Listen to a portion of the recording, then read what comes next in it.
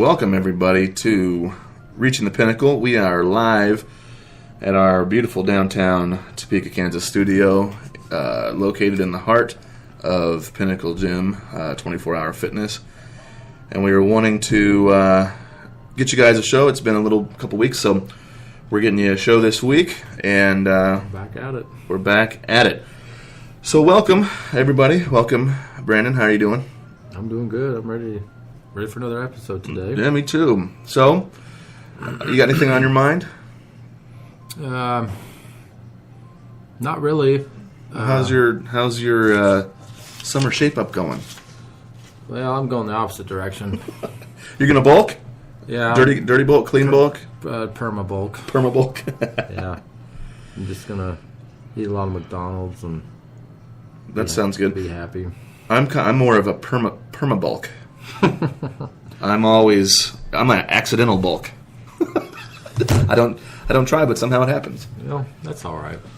So a lot of you may know someone or are someone that's been doing some vacationing maybe. It is probably right in the heart, if not toward the end of spring break for several people, if not college kids and things. Mm-hmm. So I know there's a lot of emphasis of people going on to these late winter vacations and things, so people like to get in shape, and they want to get in shape, but the real big thing is, and I'm sure you get questions about it all the time, hey Brandon, how do I get in shape for summer? I need to get in shape for summer. I need to lose 75 pounds and put on 3 inches on my biceps so I look good on my boat at the lake.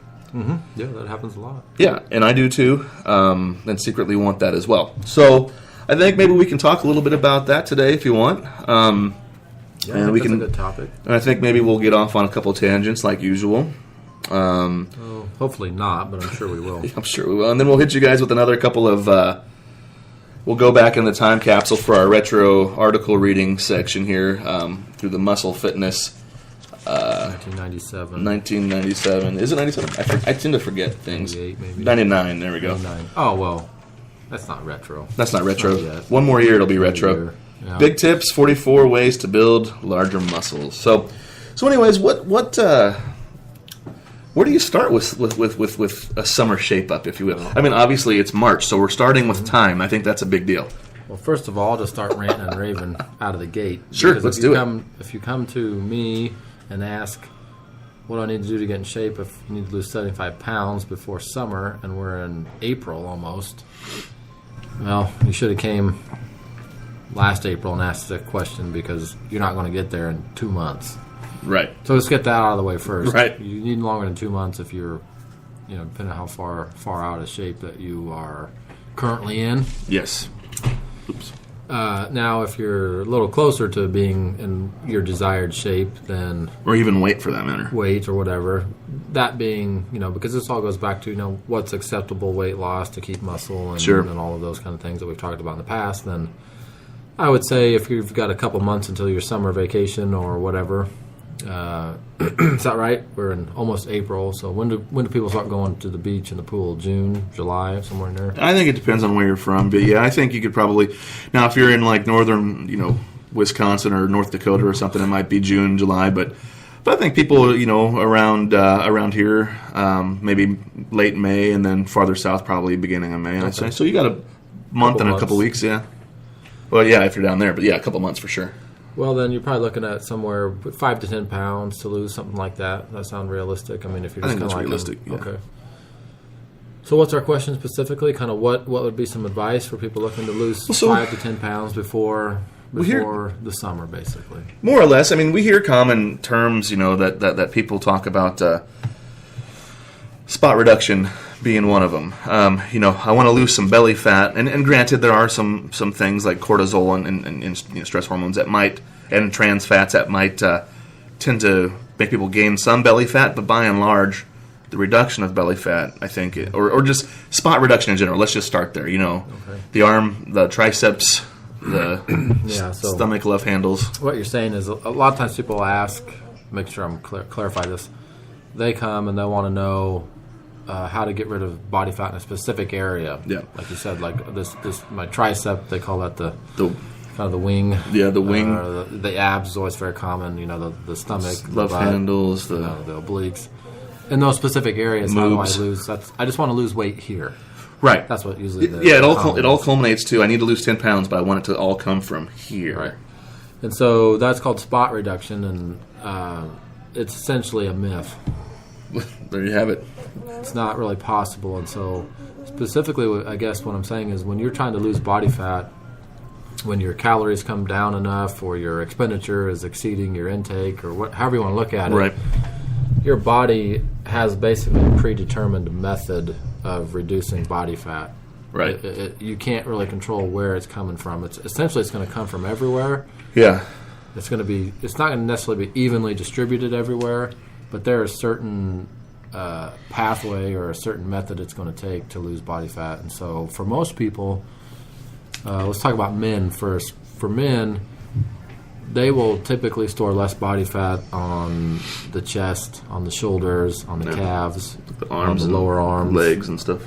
Like lower legs, yeah. Yeah, basically the further away you are from your internal organs, the less body fat your body likes to store. Sure. And so when you start losing body fat, it's going to essentially remove that first too, it seems like. Absolutely. So your lower abs, you could have very low body fat everywhere, and it's probably going to still be there to an extent. Mm-hmm. Now, you will start losing it from there almost immediately, but it's not going to be like in the same ratio or the same. So you see what I'm saying? Right. Well, I can speak to that. There's been times in the past where I've dieted and, my forearms or my calves will look like lightning bolts everywhere, mm-hmm. and then somebody will ask me to do an ab check, and it's a train wreck. Mm-hmm. So, yeah, I've been there, and it's one of those things where you have to really just kind of not lose sight of things and focus because ultimately you have to understand that it does kind of go from different places at different times. Now, the other thing is that goes along with that also is again, like you're talking about genetic, like men versus women in terms of, where we hold on to our body fat. Again, you also have to take into consideration that if you don't have a lot of core muscle, like a lot of ab muscle, a lot of lower back muscle, your body tends to keep some of that visceral fat underneath, because there's subcutaneous, which is under the skin, and then there's visceral, which is under the muscle. But your body tends to hold on to some of that visceral fat if you don't have a very good muscle around there, because it thinks it needs it to protect the organs. So it's good that you brought up the organs, because fat does also protect the organs. Right. I mean, it just makes sense. Your vital organs, the heart, lungs, liver, stomach, everything basically in your core and middle of your body is needed for survival, whereas everything else in your arms and legs is not necessarily. And so, right. If you want to get in really good shape, it's going to take time, because that, if you want, the guys want the 6-pack abs and those kind of things, well, you're going to have to lose a lot of body fat everywhere else before most of that is gone. Yeah, that's a marathon. The same for women. They're going to store it more on kind of the hips and the butt and kind of that area. Mm-hmm. Same concept for them. It's kind of like I think I've heard it put first place your body puts fat on is the last place to lose it. So the first place it's going to put it on is the midsection and the hip area, and the last place it's going to come off is the same. So again, spot reduction, trying to do 1,000 sit-ups a day to get rid of body fat around the midsection is just not going to work. It may work in the sense that you're burning a lot more calories because you're doing 1,000 sit-ups a day. It may speed up weight loss, but that's more of a energy expenditure thing. It's not going to specifically lose body fat from that area. Yeah. May lose some water or something in that area or that kind of thing. But body fat's, it's just when it wants to get rid of it, your body, it will. And it'll take it from where it wants, not where you necessarily want. Right. Well, what about... Excuse me. Now, this kind of, and I can feel it. I don't have any theme. Excuse me. It's the last time I drink a shake before I come in. That's crazy. It looks like Dunkin' Donuts to me. This is coffee, and unless they wring a donut out into their coffee, this should hopefully be just coffee. Well, did you bring enough for everyone? I will next time. Okay. I'm good then. So this is Bavarian cream coffee. Just kidding. So I think maybe we should have some tangent music to play, because I'm going to go off on a tangent here, but I think it's relevant to what we're talking about. How do you feel about Well, you said you're going on a tangent. I am. Why do I have to feel anything? Because I'm dragging you to my level with me. Too. Okay. I'm going. You're coming down the rabbit hole with me.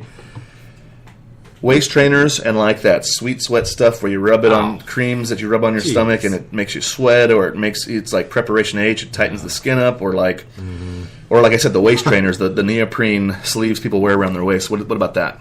That doesn't spot reduce? No, waste of time. Ridiculous. And probably money. Waste of money.